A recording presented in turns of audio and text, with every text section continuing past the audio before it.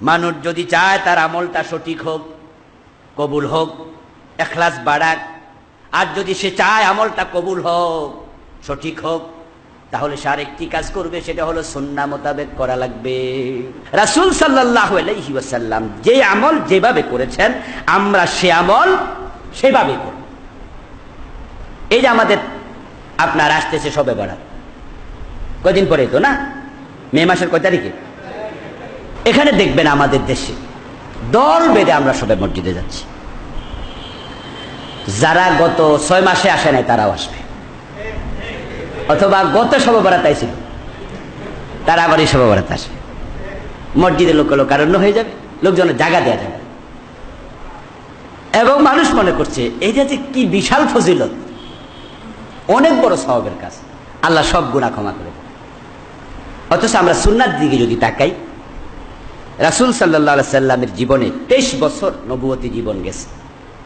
23 বছরের ভিতরে একটা শবে বরাত তিনি সাহাবীদেরকে নিয়ে এরকম মসজিদে ইজতেমাই ইবাদত করেন।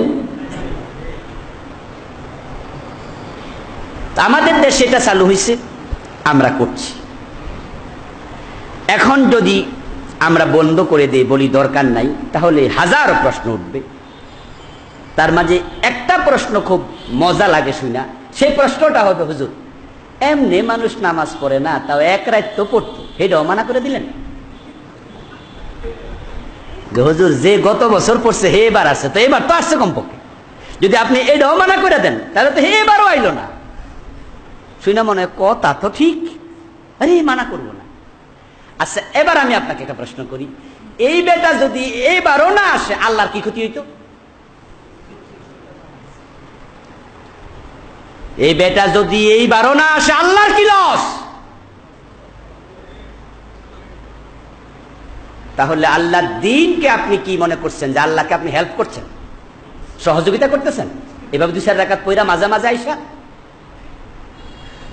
আপনার আমার যুক্তির নাম ইসলাম হবে না, ইসলাম হবে কোরআন এবং হাদিসের নাম, ঠিক না? এই জন্য তো উনি বলছেন যে আপনার আমলটা সুন্নাহ মোতাবেক হওয়া লাগবে। এটা শুধু উনার বক্তব্য না, কাজী ইয়াজের বক্তব্য না, এটা সব আমল আলেমদের বক্তব্য যে আমল হওয়া লাগবে সুন্নাহ মোতাবেক। এখন রাসূল সাল্লাল্লাহু আলাইহি সাল্লাম এই রাত্রিতে ইবাদত স্পেশালি করেন নাই, কিন্তু আমাদের দেশে সবাই এটাকে স্পেশাল ইবাদত বানাই দিয়েছে।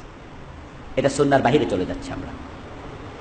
এই জন্য আমি মনে করি শবে বারাতে যখন মানুষ ইবাদত কেউ করতে চায়, অন্য অন্য রাত্রিতে যেমন নফল ইবাদত করে ঠিক একই রকম করবে, এবং ওই রাত্রিতে স্পেশাল কোন ইবাদত আছে এটা মনে করলে সে সুন্নাহর সীমা থেকে বেরিয়ে যাবে। বরং স্পেশাল ইবাদত শবে কদরে আছে, ঠিক না?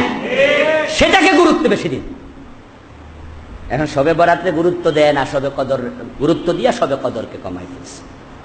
আল্লাহর হাবিব যেখানে শবে কদর বলছে, রমজানের শেষ দশকের বেজর রাত্রিগুলাতে তাকাও, 21 তারিখ, 27 তারিখ, 25 তারিখ, 23 তারিখ, 29 তারিখ, সেখানে বাংলাদেশে শবে কদর কয়দিন হয় এবং সেটা কয় তারিখ?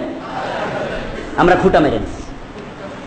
হাদিসে যেখানে আছে বেজর সব রাত্রিতে তালাশ কর, আর আমরা সেখানে ফাঁকি দিলাম। এই জন্য যদি আপনার আমল আমার আমল কবুল হোক আপনি চান, তাহলে আপনাকে ইখলাসও আনতে হবে, রাসূলের সুন্নাহর আলোক আমল করতে হবে।